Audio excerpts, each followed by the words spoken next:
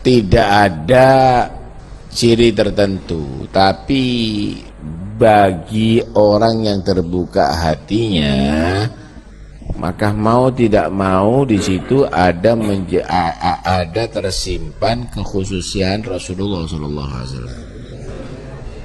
Nah, kekhususian Rasulullah Sallallahu Alaihi Wasallam. Karena itu kita lihat bagaimana orang-orang dahulu itu mentakdim daripada ahlul bait, walaupun orang biasa kelihatan.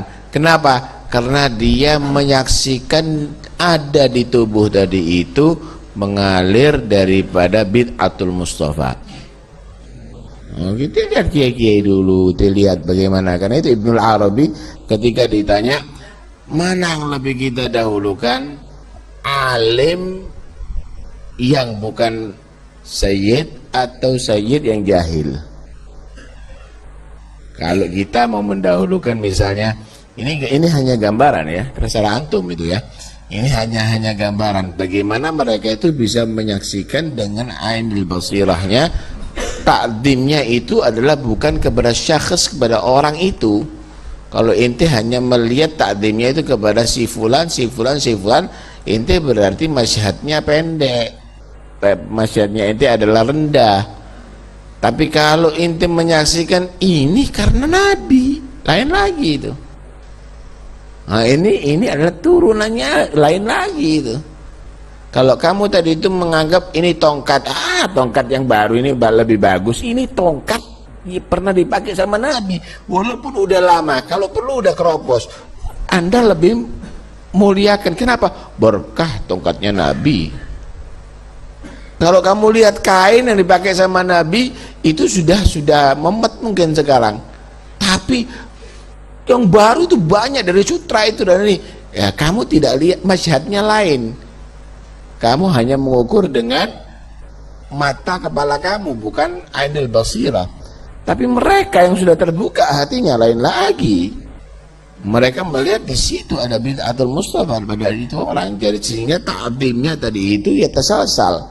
Inti mengagungkan dia tadi itu bersambung dengan Nabi Sallallahu Alaihi Wasallam. Karena itu Ibnul Arabi ditanya mana yang lebih dahulukan, sayyid jahil atau yang bukan sayyid tapi alim? Sayyid jahil. Kenapa? Karena kalau sayyid ini dikasih penyakit junun. Apa junun itu? Gila. Apakah hilang kesayyidannya?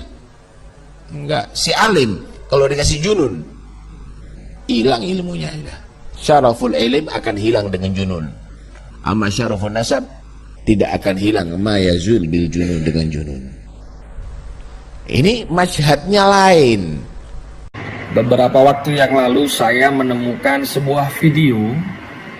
Di situ ada salah seorang Habib Fulan bin Fulan al-Fulani memberikan penjelasan tentang derajat kemuliaan antara seorang kiai dan habib. Ya, di situ beliau mengambil kutipan dari Ibnu Hajar. Jadi dia mengatakan bahwa kiai yang alim dibandingkan dengan habib yang bodoh, ya, itu jauh lebih mulia habib yang bodoh daripada kiai yang alim. Karena kalau kiai ini hilang ilmunya, gila, maka kiainya hilang juga. Nah, kalau habib walaupun bodoh, walaupun gila, ya, habibnya tetap karena darahnya. Nah, maaf saya koreksi, redaksinya nggak seperti ini. Bagaimana redaksinya?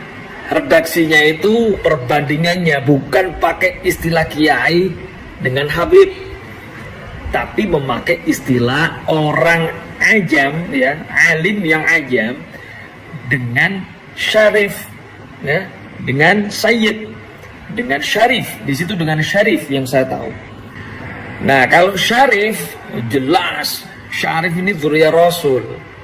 Dzurriyyah Rasul itu sebutannya sayyid syarif. Gak ada yang lainnya.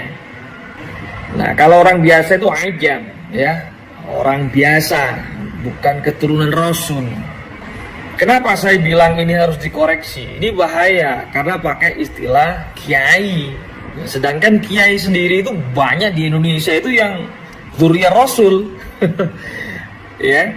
Jadi banyak kiai-kiai di Indonesia itu ya, gus-gus di Indonesia ini yang punya nasab sambung ke baginda Nabi Muhammad sallallahu alaihi wasallam. Gak semuanya, saya bilang banyak ya. Maka kiai atau gus atau bahkan siapapun ya orangnya yang memiliki pertalian nasab ke Rasulullah, maka dia sejatinya adalah seorang Sayyid Syarif. Jadi hati-hati dalam menyampaikan, pilihlah penggunaan bahasa yang baik dan benar, jangan sampai menimbulkan sesuatu yang multitafsir, apalagi bisa menjadi sebuah provokasi dalam bentuk baru nantinya. Ini bahaya, kasihan umat. Jadi sekali lagi, kalau kita lihat redaksinya ya, di situ yang ditanyakan adalah syarif atau ghairu syarif.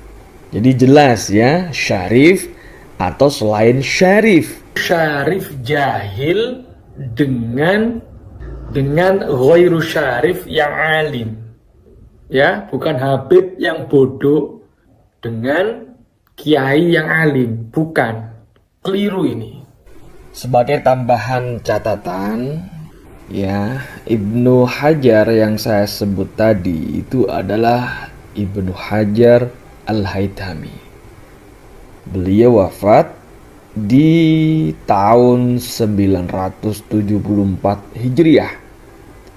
Kalau dikaitkan dengan istilah Habib ini pertama kali muncul ya itu di zaman tahun 1072 Hijriah. Selisih 98 tahun ya dari wafatnya Ibnu Hajar Al-Haytami. Dan orang yang pertama kali dipanggil dengan Habib adalah beliau Al-Habib Umar bin Abdurrahman Al-Attas. Nah, ini kalau di otak-atik, mana mungkin ada seseorang menanyakan suatu hal kepada Ibnu Hajar Al-Haytami, mempertanyakan suatu hal yang belum ada di masanya. Ini nggak mungkin. Itu satu. Kemudian kedua, di situ yang ditanyakan antara Habib dengan Kiai. Kiai ini panggilan ya ulama yang ada di Indonesia. Di Arab sana nggak dipanggil Kiai, nggak ada Kiai di Arab sana, nggak ada. Di Yaman nggak ada Kiai.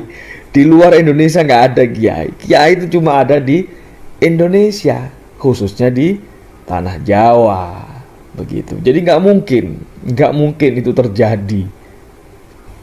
Mudah-mudahan keterangan saya bermanfaat. Amin.